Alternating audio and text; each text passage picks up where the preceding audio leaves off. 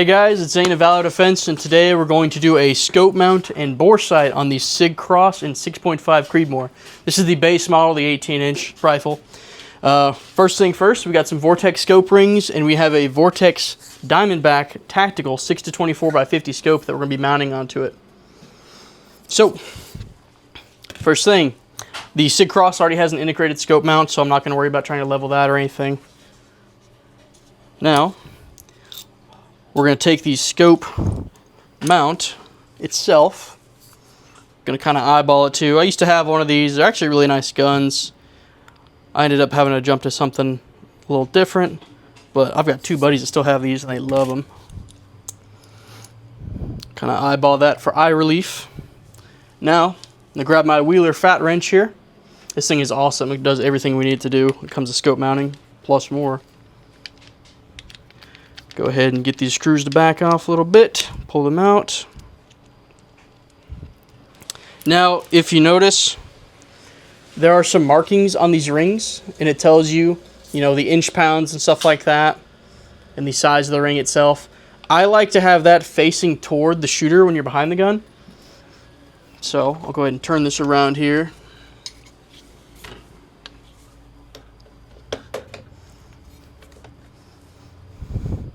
Also, it allows your screws to face on the same side as you, the shooter, if you're shooting right hand.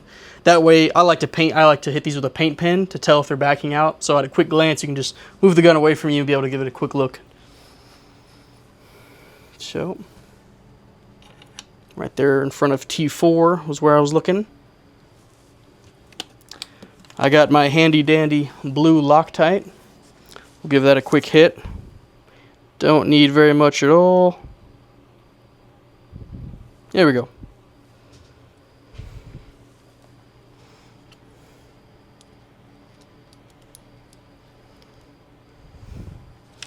Now I'm going to put it together and screw them in just enough to get them started. Results may vary. Sometimes the tolerances are so tight, there's not enough room. You got to stick it all together before you start tightening it. But I can get away with it right now. So, I'm not torquing these down to spec right now. I'm just going to get them somewhat tight on the rail because I might end up moving them if I don't like where they're at on the gun itself.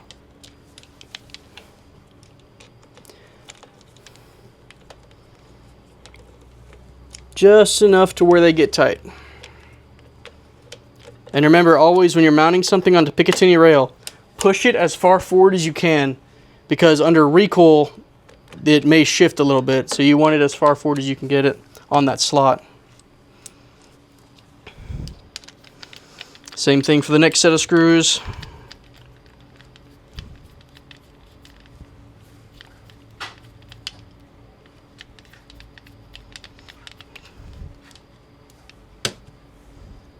Back those out.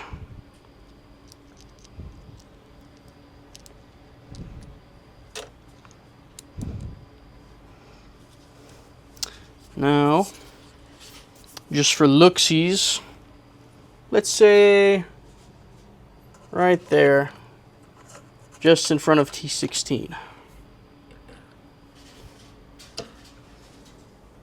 That looks pretty good.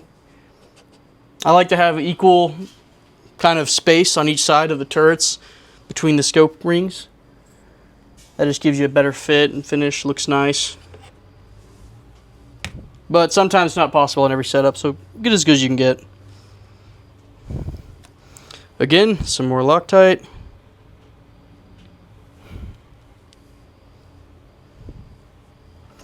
And that's in front of T16. Stick them together. Let the threads catch so it doesn't go anywhere. And I'm going to drop her back on. Push her forward and start tightening it down.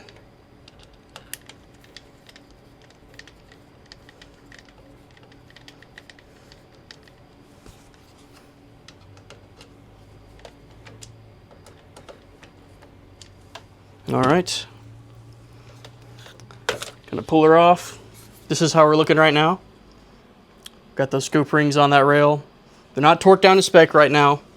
We're just getting a feel for it. Take the scope, put it on the rings,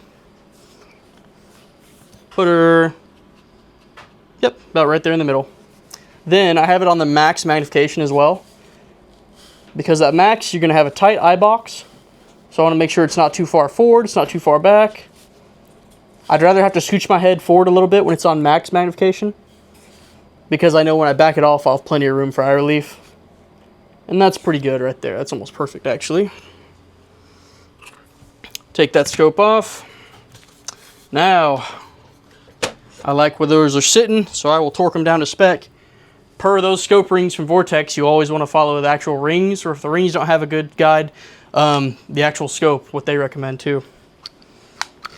So on these, it's 30 inch-pounds, so we're going to pump this sucker up. There we go. All right. Stick her on. There we go.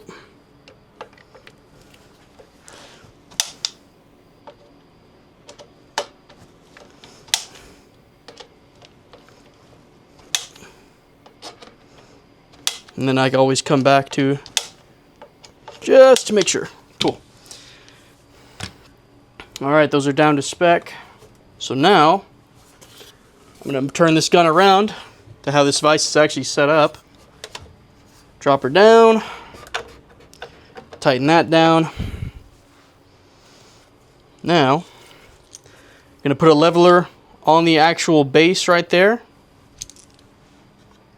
Make sure that that bubbles level is nice and even.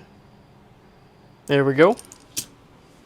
So now the bubble level, you want to do it on the actual mount right here on the base. Make sure that's even. And then we're going to use this one for the barrel, and we're going to make sure that that lines up just the same, that they match. So,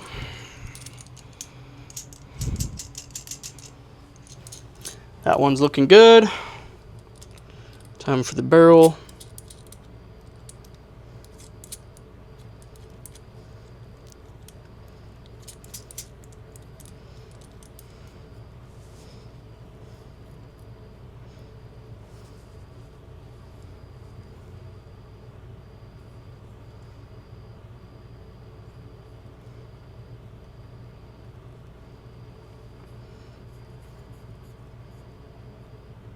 And there we go. Both lined up, both looking good. Now we'll pull the one from the base. Now for the scope. Drop it on. Again, we want even sides from both sides of the turrets to the scope rings. And also make sure this front ring isn't too close to the scope right here where it starts to open up. If you have it too close and it's too tight especially, you're going to have problems trying to zero your scope.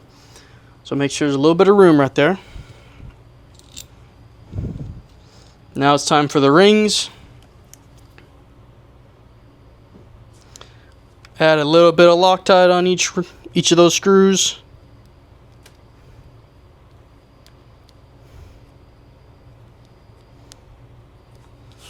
All right. Drop that one on. Just like how I did with the actual mounts too. I'm not getting them super tight right now. Just enough to get those screws started.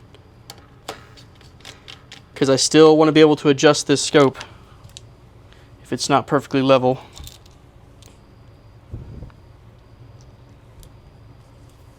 Time for the next ring.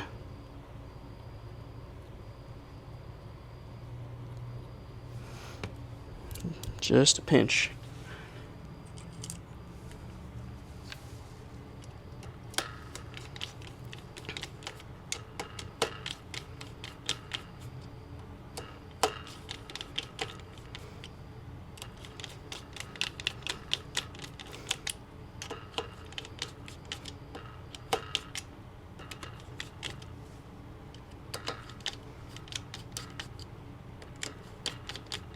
All right. There we go. They're not on very tight. Gives us a little bit of wiggle room. Now we're going to take the level that we had on the base. We're going to place it right there on the top of the turret. The top of the turret is usually the best place to get a flat, even level. You can also use the tops of these rings sometimes, depending who makes them. But usually the top of the turret's the best bet. And my little bubble is all the way on the other side. So we're going to move it just a little bit. And there we go. Nice and lined up, and is also matching the barrel. So you can see now the bubble is perfectly exactly where it needs to be, and it is matching the one on the barrel. So now, this is where we start actually torquing these screws down to spec, and you want to do it kind of in a star pattern where you hit the far one, hit the other far one, hit the one next to it, then the other one. You don't just want to do them one after the other going down the row. You also want to make sure there's an even amount of space in these caps on each side. You don't want one touching and the other one to have a whole bunch of gap. You want to leave an even amount of space. That'll give the scope the best ability to kind of move around whenever you're trying to zero it.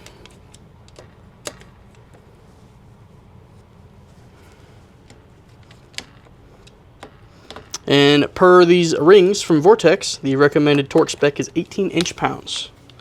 So I'm going to go ahead and pump that down from 30. There we go.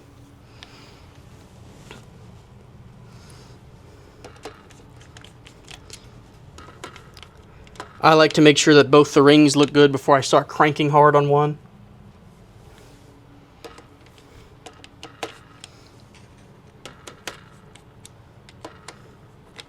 There we go. Okay, time to hit it. There's one. Hit the other on the far side, come back. Hit that one, and then the last one. Even amount of space on both sides. That one is basically perfect.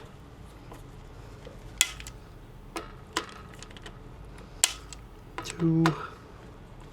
There's Mr. 3 and 4.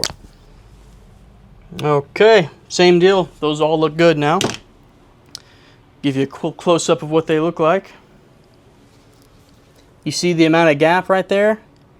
It's even right there as well. On the other side, they look exactly the same. This one isn't touching. This one isn't all loose, has a giant gap. You want them both to look even and uniform on each side.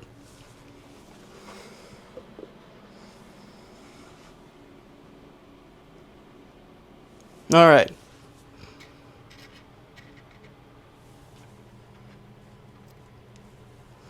The bubble is still level. So, all that's left now is to bore sight it. Take all that stuff off. This is part of the Wheeler Ultra Scope Mounting Kit. And this little kit is awesome and well worth it. We do sell them. Put the Mr. Loctite away. Alright. These have exposed turrets, so I don't have to do much to that. For the bore sight, I just like to get it to where it matches up. I don't like to pull this off, then to reset the zero. I let the customer do that in case it actually doesn't line up to what they're shooting. But the bore sighting gets you pretty close. And when you're shooting expensive ammo, it speaks for itself. Don't want to spend half a box or more trying to get on paper. That is not fun. And for our bore sighting, we use the old Sport Sight Align kit. It is stupid simple, man. It's just a nice little objective lens you look through right there with the scope. There's a little X in there, and you line up the scope with the T-post. You just line it up perfectly, and there you go. And I've got the 6.5 millimeter arbor.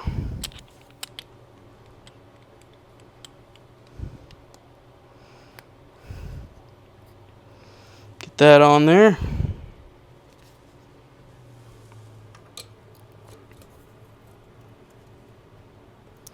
Wiggle it into position.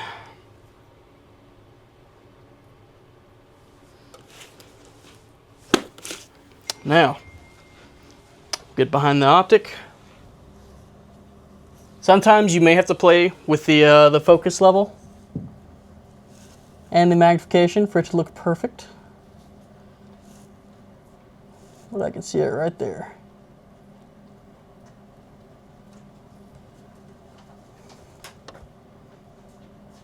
All right, and we're a little low and to the right.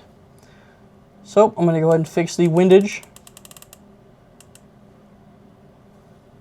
Now time for the elevation. And now I'm going to magnify it to make sure that it actually is as true as it looks. And pretty good. I can come down a hair. And touch to the left. And there we go. That is perfect. It's that simple. Your first couple mounts and bore sights, they can be a little challenging, but as long as you do everything in the proper steps, it's pretty simple and it's well worth it. So if you have any questions, leave them down in the comments below. Make sure to, guys, come check us out. This is Zane of Valor Defense. We'll love to see you guys.